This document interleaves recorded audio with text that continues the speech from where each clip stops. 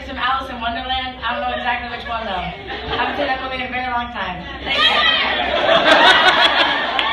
Hi guys, I'm Hannah Hart, and it's time for... Thank you, your adulation keeps me going.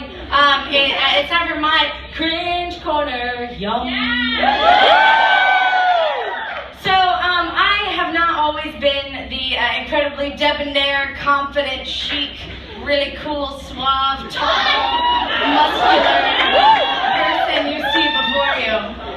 No, in fact, my cringe corner revolves around the time when I was a single, newly baby gay, out and about in the city of San Francisco, trying the world of online dating for the first time. Yeah, it gets real bad from here on out, so if online dating was triggering, it's get worse. So anyway, basically, what I'd like to read for you guys is something that happened. On one of my first online dates that I ever went on, I was really, really nervous. So naturally, I hung out with my friends a bunch and got super drunk before the date, as you do. Yes, as you do when you're 23, you know? So I don't really recall exactly what happened, but I woke up the next day with a distinct feeling that I had, like, seriously blown it. So in true Berkeley graduate fashion, I wrote a letter to the person. And in my cringe corner, I'm going to tell you guys what exactly was in the contents of that letter, that email. Sent on June 28th in the year 2010. Can I just ask, just for like a little temperature of the room, has anybody ever written like a long email to somebody?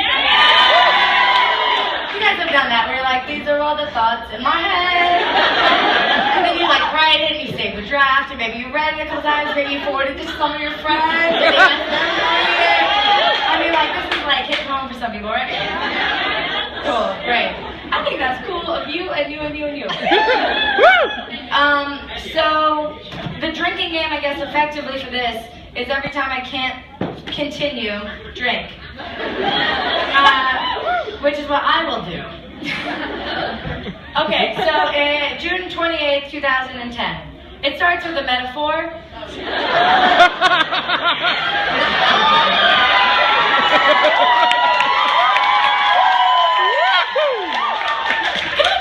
But honestly, the worst part is that I wish that was a joke. But it's not. Hey, because I'm not going to say your name. Okay. You know how in elementary school, the kids would all get together and play kickball on the asphalt? Those red bouncy balls. I didn't write that. And how, when it was your turn to kick, the bell rang and you got distracted and missed. Then both teams, in a moment of empathetic camaraderie, would recognize the play as a do-over.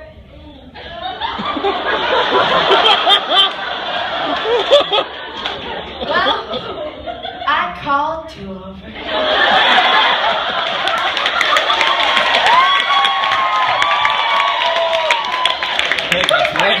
That's also the subject of the email. Say it ain't so, it's so. Here's the rub. Here's the rub? Here's the rub? Oh, okay, yeah, you're right. Oh, well, effectively, I was hammered the night we met. I didn't expect you to be quite so, and arguably I was hammered, so I don't actually know if she was any of these things. Funny, blah, blah, blah, blah, blah. At least, here's some good shit. At least, from what I remember, you were all around a top-notch gal. At this point, you might be wondering, what is wrong with you? Here's what I'm wondering. What's wrong with my friends who said, that sounds good? Because one day, 5 years from now, you might read it on stage at a comedy club. Anticipating a bust, that was me negging, just for those of you who don't understand the art of negging. to bust, I was already a couple drinks in before arriving at the bar, planning on meeting up with my friends later after. What the fuck? I mean, like, this is stuff you can just see through so clearly. Preach? Oh, drink?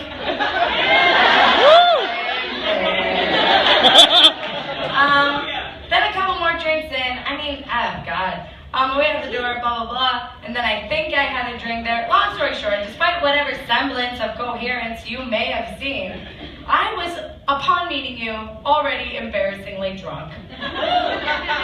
Which is the truth, because I can really hold it together for quite a bit until I can't. And when I like to refer to giggly absent state, because when I'm truly drunk, I just get slow. And I'm like... Musician pumpkins.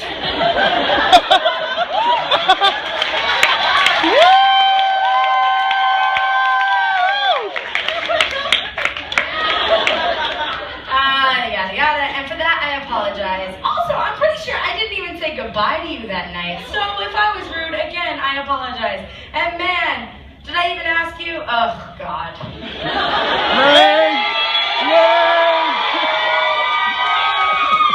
Yada yada yada. Probably not, right? Freaking oi. What a loser. Yeah, no, I'll drink my way through this. I'll read it at the San Francisco show. Point being, I'd like for you to meet my sober self. She is substantially more engaging, albeit just as lispy. I leave for a wedding this Thursday, because I have so many plans all the time. But next week, if you're down, I'm game for lunch, or tea, or whatever. Hopefully in a place more conducive to conversation. Smiley face. Take care, Hannah.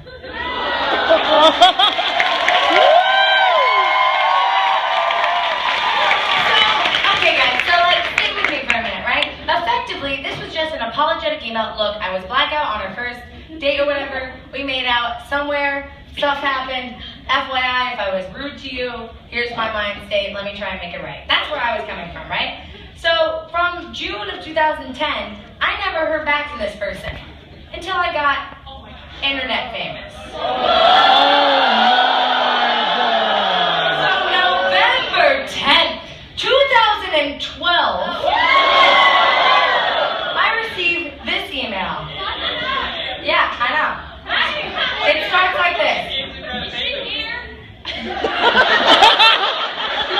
You gonna fuck her up? It starts like this. Fellow lesbian.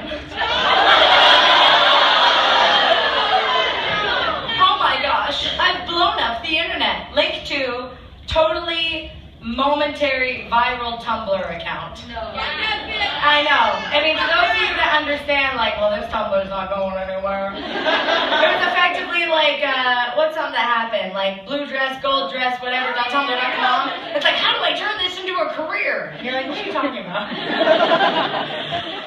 I could desperately, so here's where it goes. So she links to her Tumblr account, which I'm not going to say because I don't want you internet sleuths, like, attacking this human.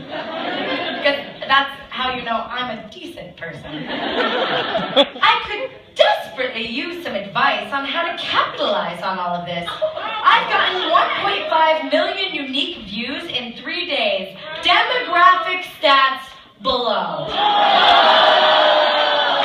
She's copied and pasted a link of her United Kingdom, Canada, Australia, United States views. Hope you're well. Especially since it means I can say we had a bad first date because you were too drunk, and now you're famous for being drunk. What?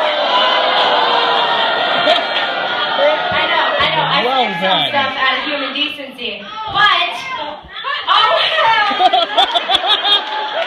hell no. I'm just gonna say that, here's the message. Sometimes you think you've made a terrible mistake, but in fact, I don't think you're actually making a mistake at all. Yes!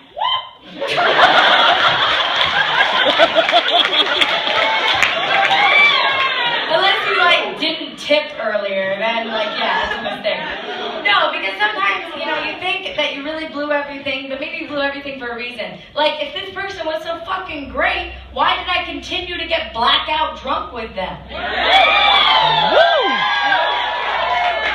I guess sometimes it may have been a bullet dodged. So take that home with you tonight from this No Filter show. And yeah!